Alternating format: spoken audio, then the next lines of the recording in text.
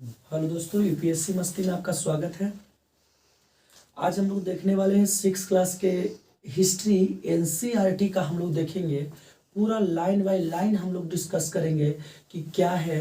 पूरी तरह कंप्लीटली रूप से हम लोग लाइन बाय लाइन बुक से ही डिस्कस करेंगे और उसमें कुछ चीज़ें जो है हम उसको बेहतर तरीके से और बेहतर ढंग से समझाने का प्रयास करेंगे, जो आपको यूपीएससी बीपीएससी जैसे एग्ज़ाम और भी काफ़ी सारे एग्ज़ाम होते हैं जिसमें एनसीईआरटी हर बहुत ही ज़्यादा महत्वपूर्ण भूमिका निभाता है। तो चलिए हम लोग देखते हैं, एकदम लाइन बाय लाइन पूरी तरीके से हम लोग डिस्कस करेंगे। अध्याय 1 जो है, क्या, कब, कहाँ और कैसे। पहला है, इसमें एक लड़की जो है का सवाल है, उसी सवाल के आधार पर चैप्टर को तैयार किया गया है। हम लोग उसी के आधार पर देखें। इसमें कह रहा है, रसीदा जो है सवाल करती है, रसीदा बैठी अखबार पढ़ रही थी, अचानक उसकी निगाह एक सुर्खी पर पड़ी। 100 साल पहले वह सोचने लगी कि यह कोई कैसे जान सकता है कि इतने वर्षों पहले क्या हुआ था। सबसे पहली बात तो सोचने वाली बात है कि जब इन्होंने अखबार देखा, उसमें लिखा हुआ देखा कि 100 वर्ष पहले की बात, तो कोई किसी को भी सवाल उत्पन्न हो सकता है कि आखिर 100 वर्ष पहले के बारे में कैसे लोगों ने जाना। आज जो बातें बताया जा रहा है 100 वर्ष पहले, तो कैसे लोगों ने जाना, उसके बारे में यहाँ पर पूरा डिस्कस किया गया है अच्छे से। इस चैप्टर के नाम ही हम शुरू में बता दिए, क्या, कब, कहाँ और कैसे। चलिए लाइन बाय लाइन हम लोग डिस्कस करते हैं। कैसे पता लगाएं, पहला जो पॉइंट है, कैसे पता लगाएं। यह जानने के लिए कल क्या हुआ था। तुम रेडियो सुन सकते हो, टेलीविजन देख सकते हो। जानने के लिए हम लोग रेडियो सुन सकते हैं, या तो टेलीविजन यानी टीवी देख सकते हैं, या फिर अखबार पढ़ सकते हैं, न्यूज़पेपर हम लोग पढ़ सकते हैं। साथ ही यह जानने के लिए कि पिछले साल क्या हुआ था, तुम किसी के ऐसे व्यक्ति से बात कर सकते हो जिसे उस समय की स्मृति हो, मतलब उस समय की पता हो, उस समय के बारे में मालूम हो कि पिछले साल क्या हुआ था, ये कर सकते हैं। लेकिन बहुत पहले क्या हुआ था, यह कैसे जाना जा सकता है। सोचने वाली बात है। बहुत पहले, जैसे छोटे समयों के लिए हम लोग अखबार से, टीवी से पता लगा लेते हैं। साल भर पहले क्या हुआ था इसके बारे में हमने किसी लोग से हम लोग पता लगा सकते हैं। लेकिन अगर 100 साल पहले क्या हुआ था, बहुत पहले क्या हुआ था, इसके बारे में हम लोग कैसे जान सकते हैं, चलिए इसी के बारे में हम लोग इस चैप्टर में देखेंगे। अतीत के बारे में हम क्या जान सकते हैं। अब सोचने वाली बात है, अतीत यानी बीते हुए समयों के बारे में हम लोग क्या जान सकते हैं। जैसे लोग क्या खाते थे, कैसे कपड़े पहनते थे, किस तरह के घरों में रहते थे, हम किस तरह के घरों में रहते थे। हम आखेटकों, पशुपालकों, कृषकों, शासकों, व्यापारियों, पुरोहितों, शिल्पकारों, कलाकारों, संगीतकारों या फिर वैज्ञानिकों के जीवन के बारे में जानकारियां हासिल कर सकते हैं। कह रहा है क्या कि अतीत के बारे में बहुत कुछ जाना जा सकता है। बिल्कुल हम लोग जान सकते हैं, जैसे लोग क्या खाते थे, कैसे कपड़े पहनते थे, किस तरह के घरों में रहते थे। हम आखेटकों, आखेटक का मतलब होता है शिकारी, पशुपालकों, कृषकों, शासकों, व्यापारियों, पुरोहितों, शिल्पकारों, कलाकारों, संगीतकारों या फिर वैज्ञानिकों के जीवन के बारे में जानकारियां हासिल कर सकते हैं। यही नहीं, हम यह भी पता कर सकते हैं कि उन समय बच्चे कौन से खेल खेलते थे, कौन सी कहानियां सुना करते थे, कौन से नाटक देखा करते थे, या फिर कौन कौन से गीत गाते थे। इन सभी के बारे में हम लोग पता कर सकते हैं, हम लोग जान सकते हैं। अब चलिए देखते हैं, अगला जो पॉइंट आता है कि लोग कहाँ रहते थे।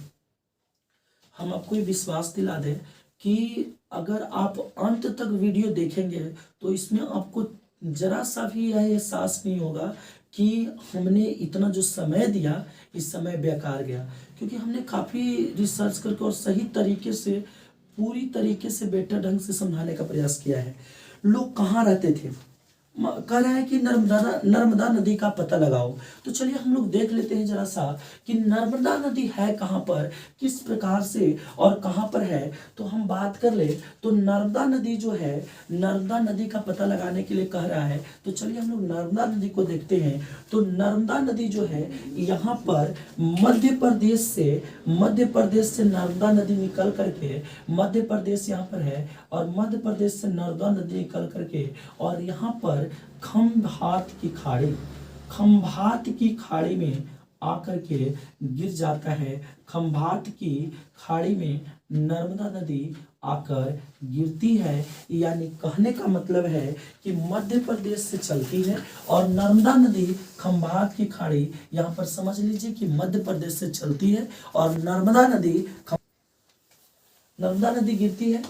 नर्मदा नदी मध्य प्रदेश और गुजरात में बहने वाली एक प्रमुख नदी है। जरा हम लोग समझ लें तो नर्मदा नदी ये पूरा ये सब गुजरात का क्षेत्र है। ये नर्मदा अगर हम लोग बात कर ले तो यह जो पूरा क्षेत्र है यह जो है गुजरात का क्षेत्र है। तो नर्मदा नदी जो है, नर्मदा नदी मध्य प्रदेश और गुजरात में बहने वाली एक प्रमुख नदी है। मध्य प्रदेश और गुजरात में बहने वाली एक प्रमुख नदी है। अगर हम लोग बात कर लें तो इसकी उत्पत्ति मैकाल पर्वत के अमरकंटक शिखर मध्य प्रदेश से हुई है।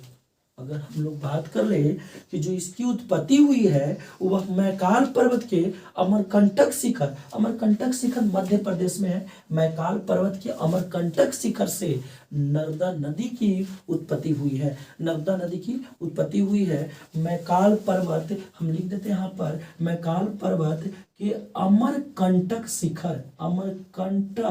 शिखर से इस नदी की, नर्मदा नदी की उत्पत्ति हुई है। नर्मदा नदी की उत्पत्ति हुई है अमरकंटक शिखर जो आपको मध्य प्रदेश में पड़ता है। यहीं से मैकाल पर्वत श्रेणी है, मैकाल पर्वत श्रेणी है, वहां के अमरकंटक शिखर से मध्य प्रदेश से यह निकली है। अगर हम बात कर लें कि इसकी लंबाई जो है तो प्रायः अगर देखा जाए तो नर्मदा नदी की लंबाई 1312 किलोमीटर है। नर्मदा नदी की लंबाई 1312 किलोमीटर है। यह नदी पश्चिम की तरफ जाकर खंभात की खाड़ी में गिरती है। ये आपको पहले ही बता दिए हैं।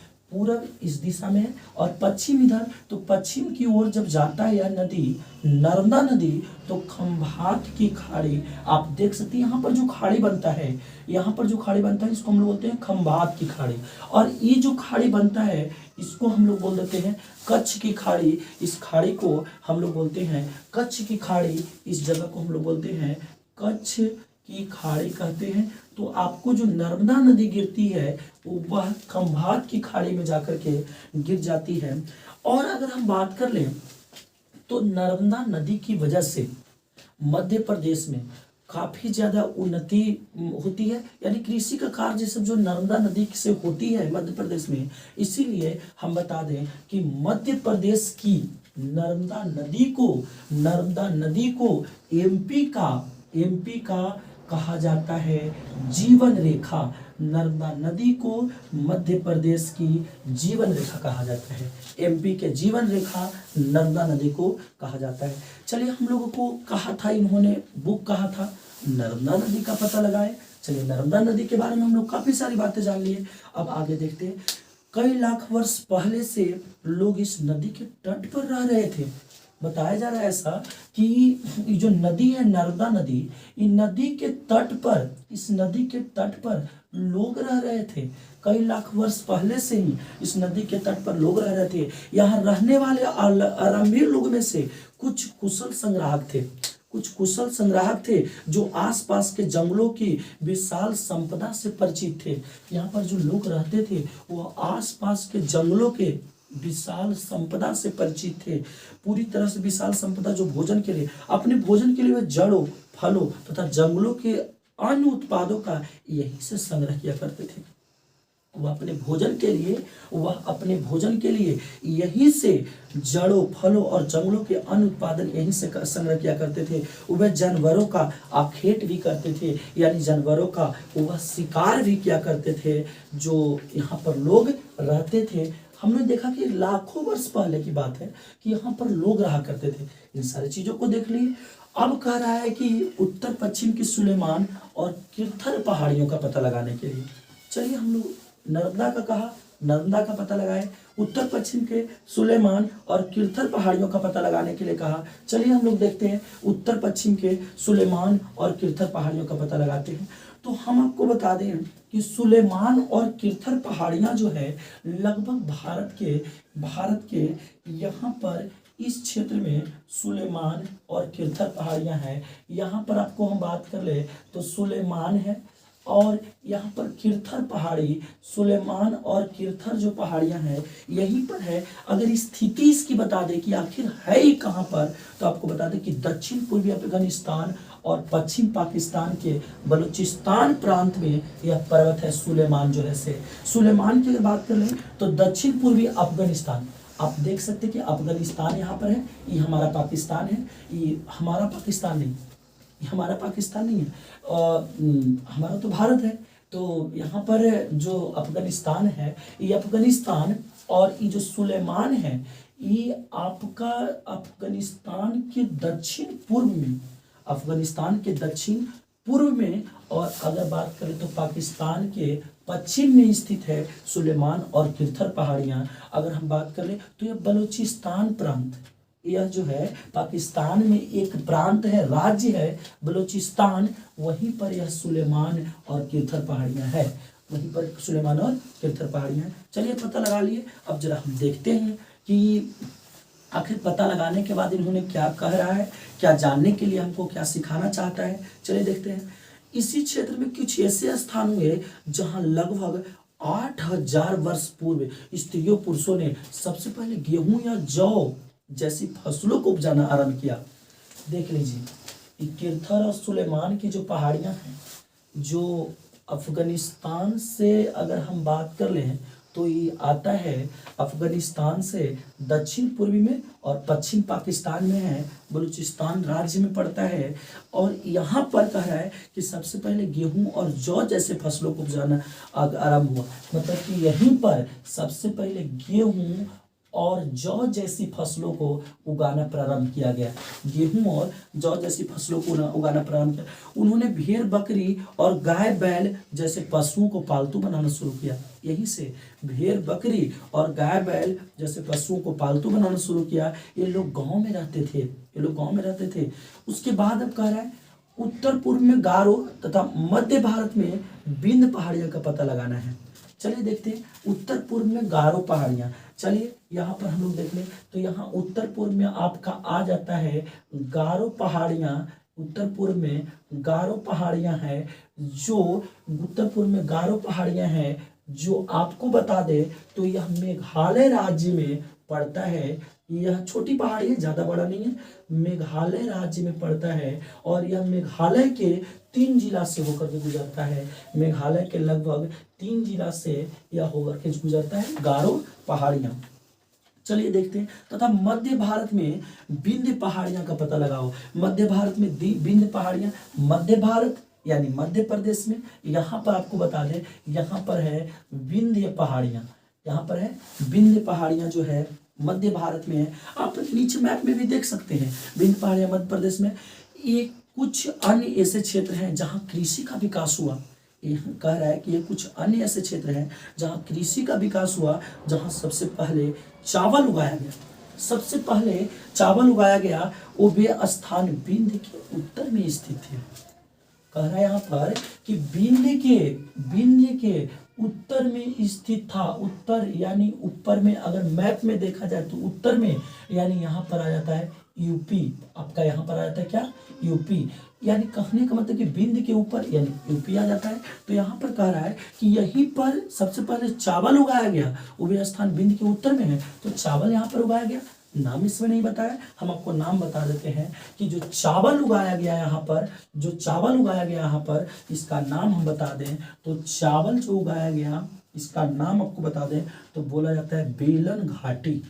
जो चावल उगाया गया उसका नाम है बेलन घाटी। यहीं से चावल का साक्ष्य सबसे पहले मिलता है कि चावल यहाँ पर हुआ था। यह स्थान आपको बता दें, बेलन घाटी जो स्थान है यह यूपी में पड़ता है। बेलन घाटी जो स्थान है वह यूपी में पड़ता है। यूपी में, उत्तर प्रदेश में इलाहाबाद में पड़ता है। यूपी के इलाहाबाद में पड़ता है आपको बेलन घाटी। यूपी के इलाहाबाद में बेलन घाटी पड़ता है।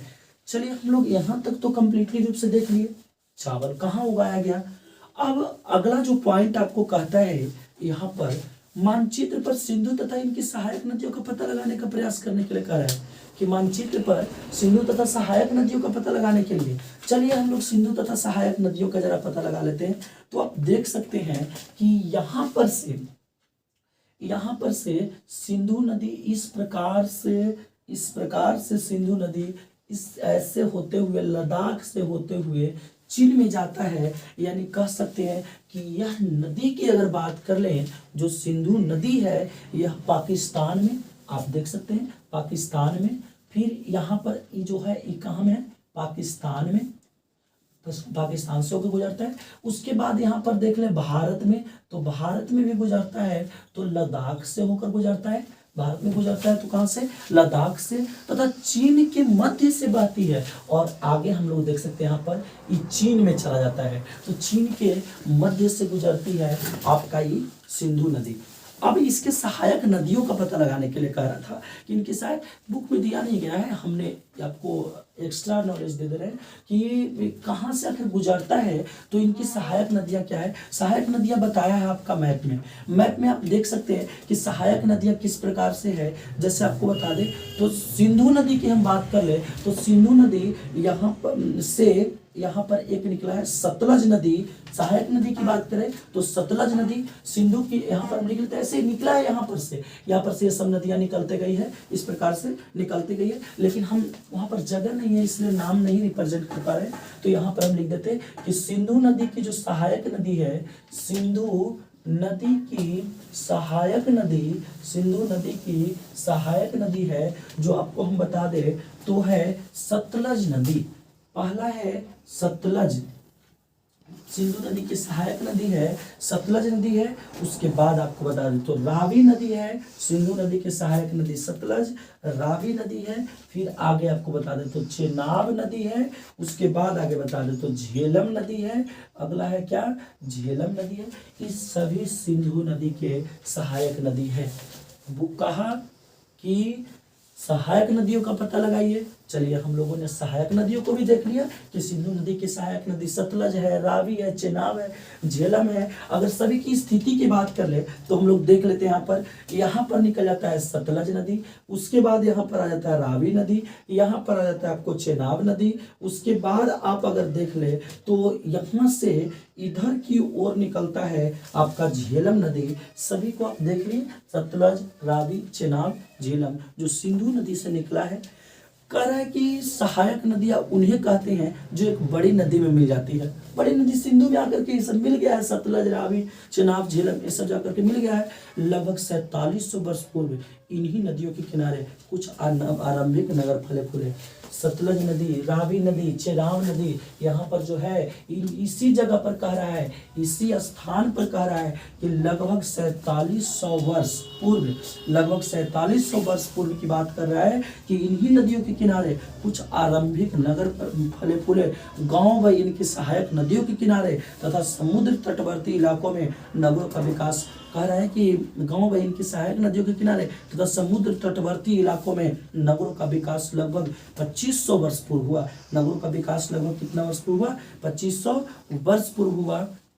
चलिए तो आज इतना ही रहने देते हैं, इसके बाद हम लोग अगले वीडियो में देखेंगे क्योंकि इतना ज़्यादा आपका कंटेंट बताए हैं हमने। जो चीज़ें इसमें नहीं दी हुई है उस चीज़ों को भी बताए हैं। चलिए थैंक यू। आपको अगर वीडियो अच्छा लगे, पसंद आए तो आप हमारे चैनल को सब्सक्राइब कर सकते हैं क्योंकि अभी हमने इस पर सारा पूरा एनसीईआरटी को लाइन बाय लाइन रीडिंग करते हुए हमने सारा वीडियो को डालेंगे और आपके लिए बहुत ही फायदेमंद सिद्ध होगा। तो अगर अच्छा लगे तो आप सब्सक्राइब कर सकते हैं। पूरा देखने के बाद ही पूरा वीडियो आप देख लें, अच्छा लगे तब सब्सक्राइब करें। और सब्सक्राइब कर सकते हैं, लाइक कर दें और दोस्तों के पास शेयर कर दें ताकि अन्य लोगों को भी फायदा हो सके। चलिए थैंक यू।